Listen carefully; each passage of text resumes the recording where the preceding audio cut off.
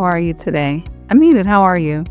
So today I'm going to place a request to everyone at the other side of this camera, and that is to stop asking people how they are unless you really mean it. Those 3 words, those 9 letters, most of the time mean nothing at all when they come out of our mouths. We say it in passing, in elevators, in hallways. Hey, how are you? Good. How are you? Good. There's no pause. There's no contemplation. And a lot of times there's no answer because there's no intention. It's just noise. But here's what's been sitting with me about that question. When it's real, it has weight to it. Whether it's good, great, or negative, it has weight. So in Korea, for example, there's a phrase that people have used for generations, and I will not even attempt to pronounce it because I respect it too much to get it wrong. But the meaning is very simple. It is, have you eaten? Now that might sound like small talk, right? Because most of us take for granted eating every single day, but it was not. So after the Korean War in the early 1950s, the country was devastated. Cities weren't just going through a hard time. I mean, there was rubble everywhere. Whole neighborhoods, people flattened, families split between the north and to the south. Some things not even loved ones would want to remember. Many found unalived. Infrastructures, homes completely destroyed. Food supplies obviously lacking. And for those who could eat, there were lines for rations long beyond miles. So stomachs were empty when people went to bed, and people didn't think about the future. They prayed that there would be a future. So when someone would ask, have you eaten? They really meant it. They weren't saying it to be polite. They were saying it to make sure that you could eat, that you could survive. Are you okay? Are you surviving? Do you need me? And this is the part that matters, right? Because if the answer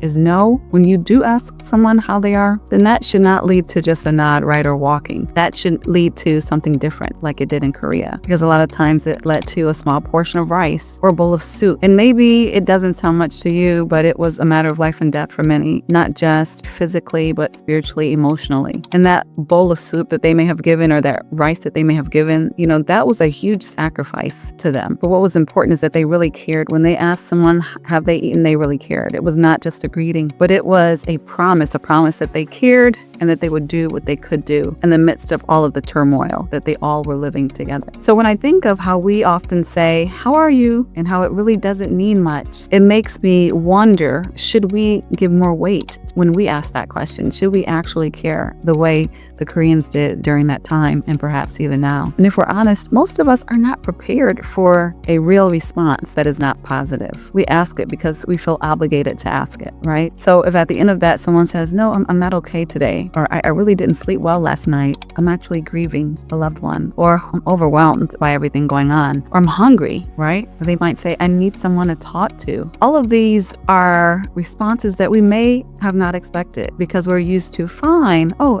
things are well, things are good, things are okay. And a lot of times, to be honest, when we ask, how are you, we're asking because we want small talk, right? We want to break the ice. We don't want a real weighty conversation. We're not ready for that. And so what I challenge you to do is, when you ask that question, be ready for whatever response you get. Because I believe if we ask that question in a genuine way, then we will more likely get a genuine answer. And even if we're living far from any battlefield, from the echoes of hardship, financially, emotionally, spiritually, that is still landing on many people's bodies, minds, and homes, a simple how are you might be a touch much deeper than we realize, because we don't know what's on the other side of that question. So again, I say, if you're not ready for the real answer, don't ask the question. That's not harsh, that's honest, because a real question deserves real presence. So if you're not ready to be present, then let's not ask the question. Especially when we look at leaders. And yes, I'm talking about C-suite leaders, executives, but I'm also talking about leaders of smaller organizations, leaders of friend groups, leaders of families. You are setting cultures. You're creating a space where hopefully people can answer honestly. So are you training, teaching the people in your lives, whether it's your teams or your children, to say, I'm good, no matter how they're feeling? To,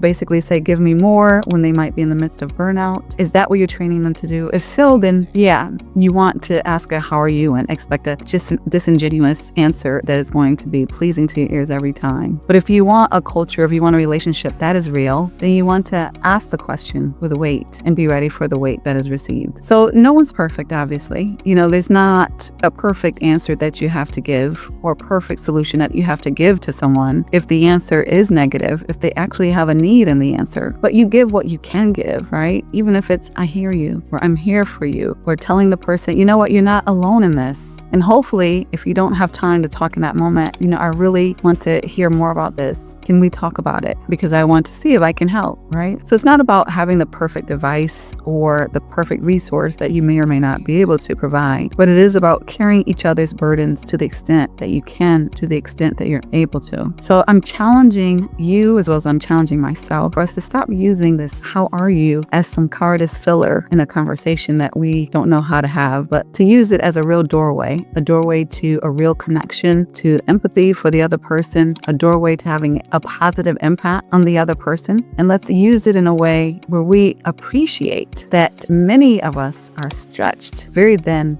by a very visible war, and not just a very visible war going on, but also invisible battles that people are facing, of which we have absolutely no idea. And when you ask that question, "how are you?" give enough time to get a real answer, even if it's uncomfortable, even if it slows you down, even if it takes more time at a cost that you don't want to pay. Because one day you might ask that "how are you?" and mean it, and you might get an answer that will change that person's life.